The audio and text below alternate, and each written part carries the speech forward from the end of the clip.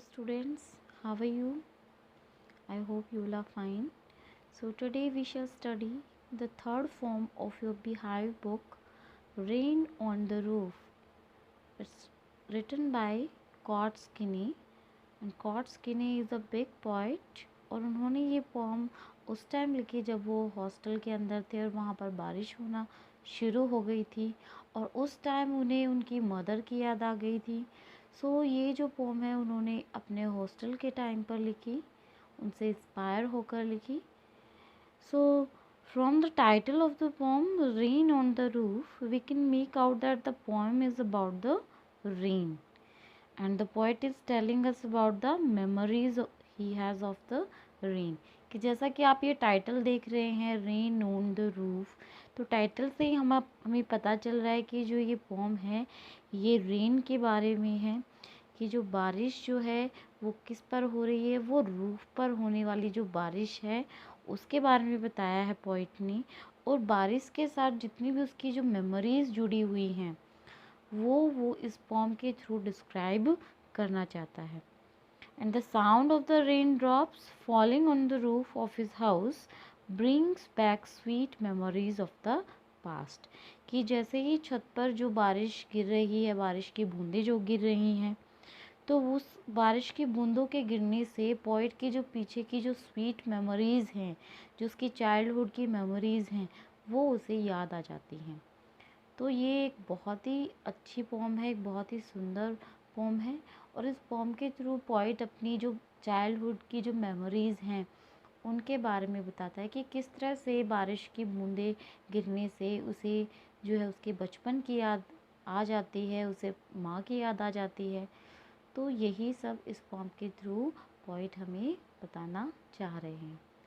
So let's start reading the pome. When the humid shadows hover over all the starry spheres and the melancholy darkness gently weeps in rainy tears, what a bliss to press the pillow of a cottage chamber bed and lie listening to the patter of the soft rain overhead. So firstly we will discuss the difficult word meanings. So here hover means move around something. Darkness means sadness, sad. Bliss means happiness, and patter means sound of raindrops falling on the roof. So here shadows here refers to the moisture, means dark clouds that was full of moisture. Okay, then hover means move around something, and humid means something which is full of moisture. So यहाँ पे poet बताता है, the poet is saying that when the humid shadows hover, here humid shadows refers to dark clouds which are full of water. The poet is saying that when the sky is full of these clouds which are moisture laden and are full of water and are about to bring rain.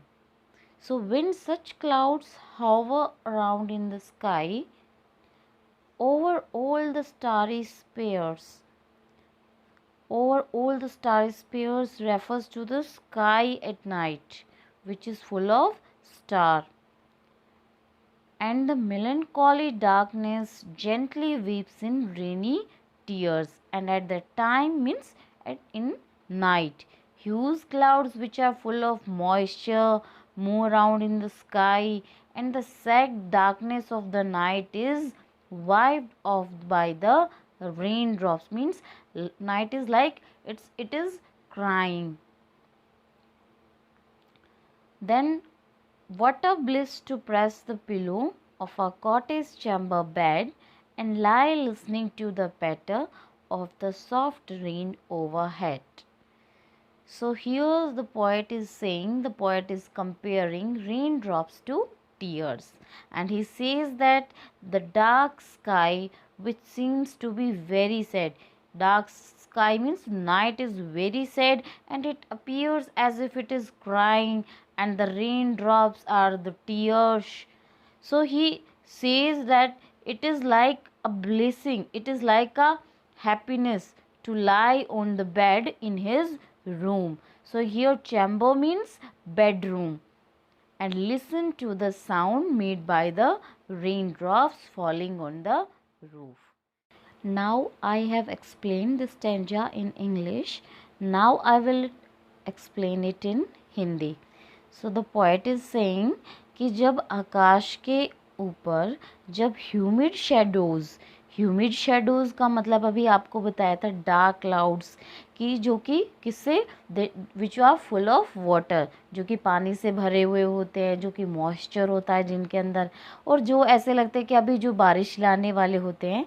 तो जब star is pairs means the sky is full of stars, कि जब sky के ऊपर जब जो कि lit up होता है स्टार से, वो स्काई जो कि लिट अप होता है स्टार से, तो उस स्काई के ऊपर जब डार्क क्लाउड्स, मॉइस्चर वाले क्लाउड्स जब हावर करने लगते हैं, जब वो उसके ऊपर हावर करने लगते हैं मीन्स जब वो उसके ऊपर छा जाते हैं, तो क्या होता है, जेंटली वीप्स इन रेनी टीयर्स. तो ये जो डार्कनेस है, जो ये नाइट है, तो ये क्या करने लगती है, ये सैड हो जाती है. ऐसा लगता है जैसे कि ये क्राई कर रही है रेनी टीयर्स में. यहाँ पे जो पोइट ने जो रेन ड्रॉप्स को किससे कंपेयर किया है, टीयर्स से, कि जब डार्क स्काई जो कि सैड हो जाती है तो ऐसा लगता है कि ये क्राई कर रही है, रो रही है, और इसके आंसू जो है बह रहे हैं.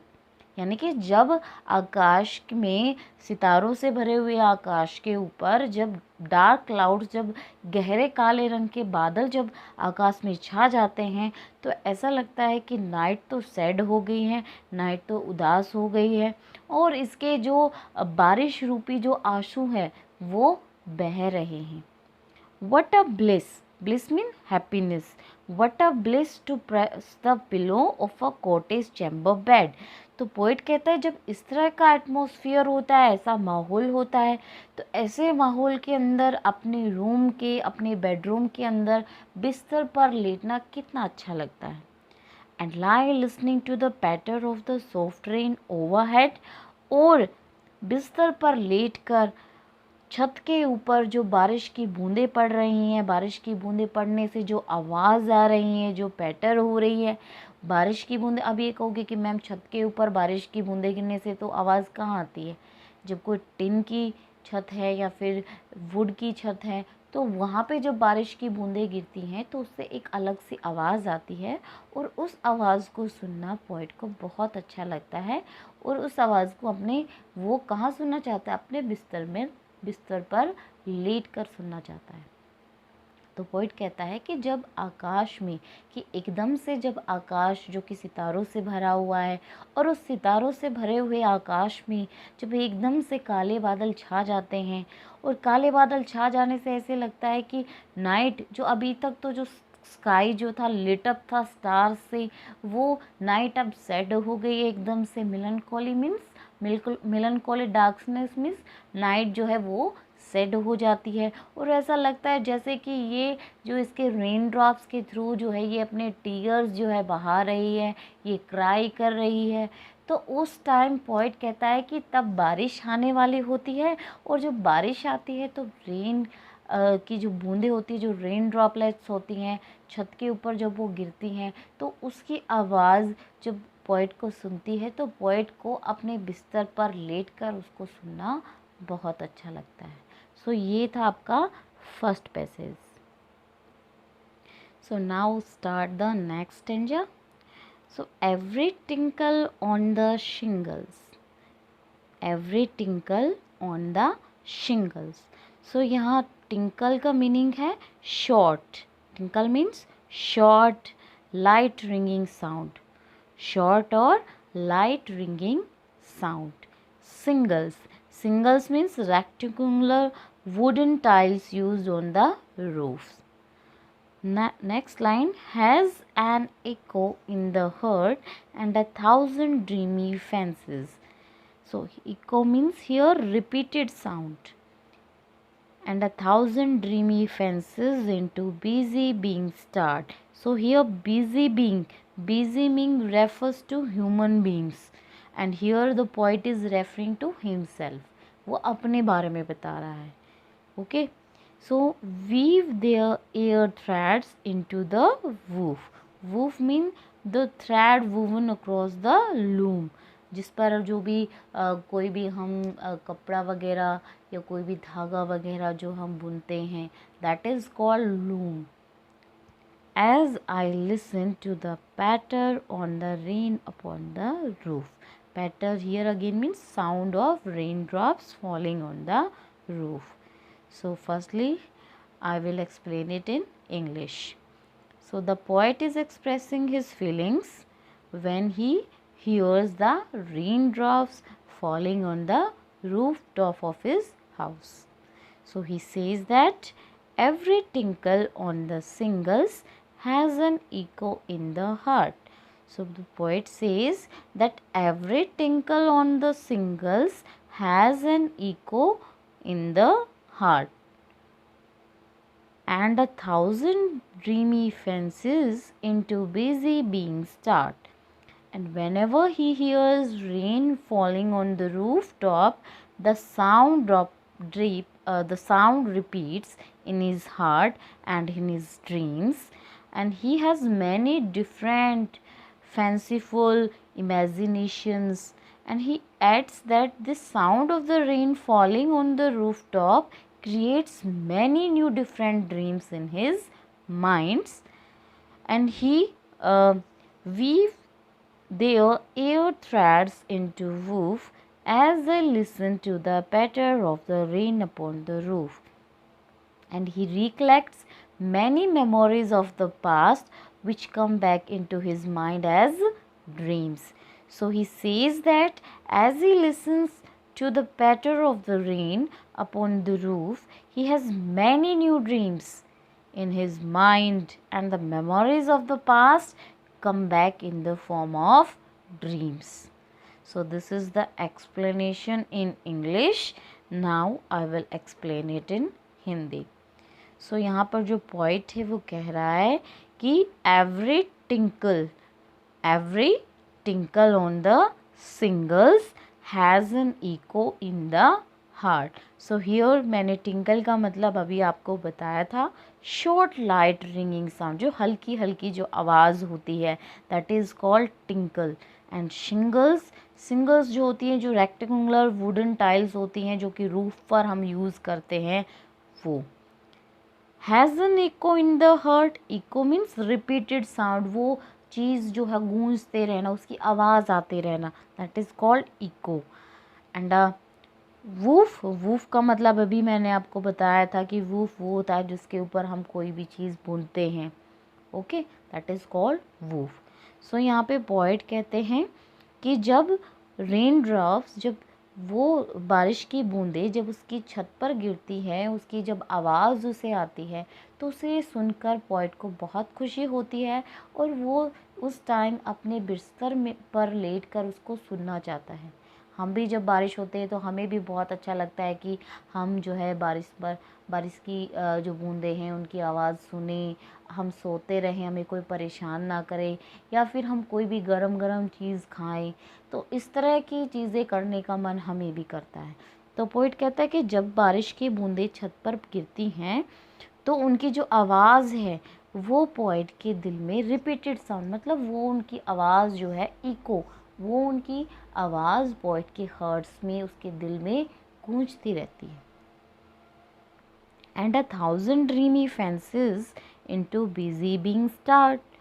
और जब बारिश की बूंदें छत पर गिर रही हैं, वो माहौल वहाँ पर बारिश का बना हुआ है, तो पोएट को वो पुरानी, वो सारी उसकी जो मेमोरीज़ हैं, जो चाइल्डहुड मेमोरीज़ थी, जो उसकी माँ के साथ उसकी मेमोरीज़ थी, वो यादें उसकी फिर से ताज़ा हो जाती हैं.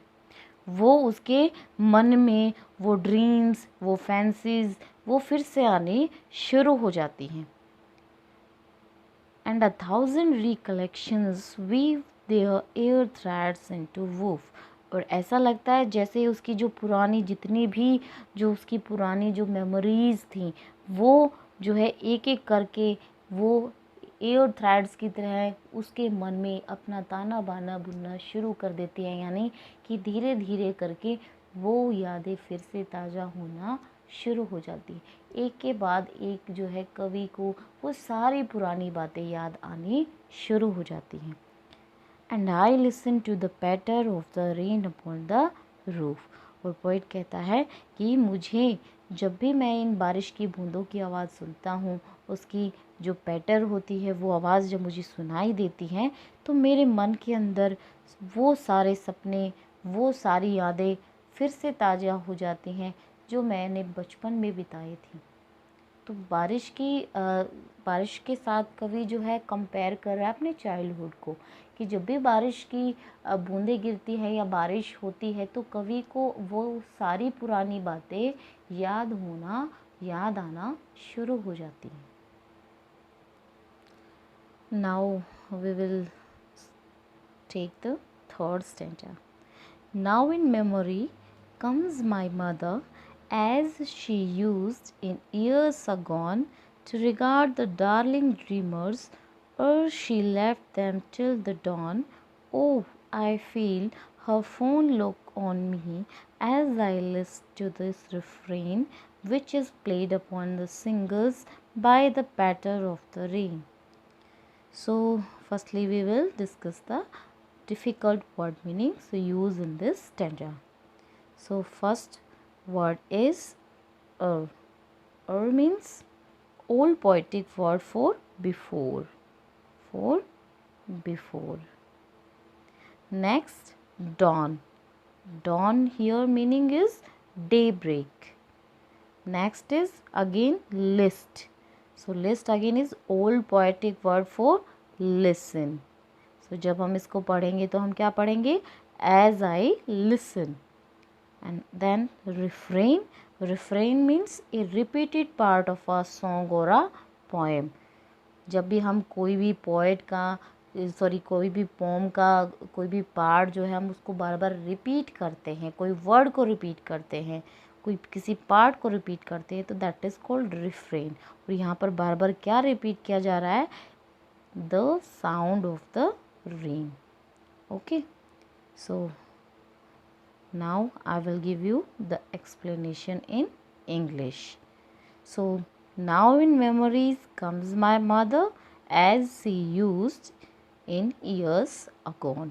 So here the poet introduces mother through these lines.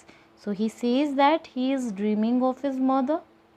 भी वो अपनी माँ का क्या कर रहा है? ड्रीम ले रहा है।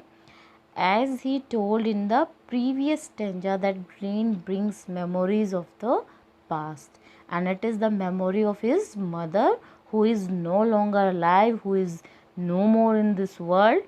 So in the past she used to love him a lot, she used to consider him a darling dreamers. Okay, and she would let him sleep till daybreak and have sweet dreams. So, oh, I feel her fond look on me. So the poet can still feel that his mother is looking at him as he listened to the song made by the rain drops falling on the rooftop of his room. So the sound of the rain makes him correlate his past with his present. So that is why the poet is moved by the sound of the raindrops on the shingles of his room. Whenever he hears the sound, it brings back memories of the past and he is reminded of his mother. So this is the explanation in English. Now I will give you the explanation in Hindi. So point यहाँ पर कहता है कि जब भी वो बारिश की बूंदों की आवाज़ें सुनता है या जब भी जब भी बारिश होती है तो उसे ऐसा लगता है कि जैसे उसकी माँ उसके आसपास ही है, वो उसकी माँ की याद दिलाती है। क्योंकि now in memories comes my mother as she used in years agone, कि जब पोएट कह रहा है कि जब बारिश होती है तो वो उसको उसकी माँ की याद दिलाती है। उसे ऐसा लगता है जैसे कि उसके सपनों में उसकी माँ ही आ रही हैं। जैसे कि उसने पहले भी बताया था कि जो रेन जो होती है, जो बारिश जब आती है तो वो उसके साथ उसकी माँ की यादों को लेकर आती है, कि कैसे जो है उसकी माँ उसे प्यार करती थी, उसे शाम होते ही उसे जो है सुलाती थी, और जब तक वो सो नहीं जाता था वो उसके पास ही बैठे रहती थी। जो भी वो ड्रीम लेता था, जो भी उसके ड्रीम्स आते थे, वो उसे डिस्टर्ब नहीं करती थी और वो उसे सुबह तक उसे सोने देती थी। सो यहाँ पे पोएट ये बताना चाहता है कि जो पोएट की जो मदर है, she is no more in this world, कि वो अब इस दुनिया में नहीं है। और जब बारिश होती है तो बारिश की बूंदों से, बारिश की बूंदों की आवाज़ से पोएट को उसकी माँ की याद आ जाती है, कि जो बहुत साल पहले जो उसके डार्लिंग जो ड्रीमर्स होते थे, यानी कि डार्लिंग मीन्स डियरेस्ट, जो उसकी जो कि वो अपनी माँ का बहुत ज़्यादा डियर होता था, बहुत ज़्यादा अटैच था वो अपनी माँ के। तो उसकी माँ उसके साथ कितना अटैच थी, कितना अफेक्शन उसे दिखाती थी, उसे सुलाती थी, उसके पास बैठी रहती थी, और जो भी उसके ड्रीम आते थे तो वो सुबह तक उसको जो है बिल्कुल भी डिस्टर्ब, उसको परेशान नहीं करती थी। Oh, I feel her fond look on me as I listen to this refrain. So poet कहता है, refrain here means the sound of the rain, कि poet कहता है कि जब भी मैं बारिश की आवाज़ सुनता हूँ तो मुझे मेरी माँ की याद आ जाती है। मुझे ऐसा लगता है कि अभी भी मेरी माँ, जब भी बारिश का मौसम होता है तो मुझे ऐसा लगता है कि मेरी माँ अभी भी मेरे पास ही है। मैं उनकी जो प्यार भरी जो नज़रें हैं, जो उनका जो फॉन्ड लुक है, मैं उनको महसूस कर सकता हूँ कि वो मुझे अभी भी बैठकर मुझे निहार रही हैं, मेरे पास बैठी हुई हैं। मैंने अपना सर उनकी गोद में रखा हुआ है और वो मुझे सुलाने की कोशिश कर रही हैं। Which is played upon the singles by the patter of the rain, कि मैं अभी भी, जब भी बारिश की बूंदें मेरी छत पर गिरती हैं और उनकी जो आवाज़ आती है, तो उनकी आवाज़ सुनने से ही मुझे ऐसा लगता है कि जैसे मेरी माँ मेरे पास ही है, और मैं मेरी माँ का वो अफेक्शन, वो प्यार मैं अभी भी महसूस कर सकता हूँ। मुझे वो सारी पुरानी यादें मेरी ताज़ा हो जाती हैं और मैं अपनी माँ की यादों में खो जाता हूँ। सो ये जो पोम थी, इसके थ्रू पोइट ने अपनी जो फीलिंग्स थी वो बताए हैं, कि कैसे जब वो इंस्पायर हुए, जब बारिश आई तो उन्होंने ये पोम लिखी, और कैसे उनको पोम लिखते वक्त जो बारिश की आवाज़ जो आ रही थी तो उस टाइम उन्हें उनकी माँ की याद आ गई, और इसी कारण से उन्होंने ये पोम लिखी। तो ये कि बहुत ही ब्यूटीफुल पोम है, और इस पोम के थ्रू पोइट ने अपनी माँ के बारे में बताया है, जो कि इस दुनिया में नहीं है, लेकिन जब भी बारिश का मौसम होता है तो उन्हें ऐसा लगता है कि जैसे उनकी माँ उनके पास ही है। So it's complete. I have given the complete explanation of this poem as well as English and Hindi, and I think it's clear to you. So we will meet in our next video.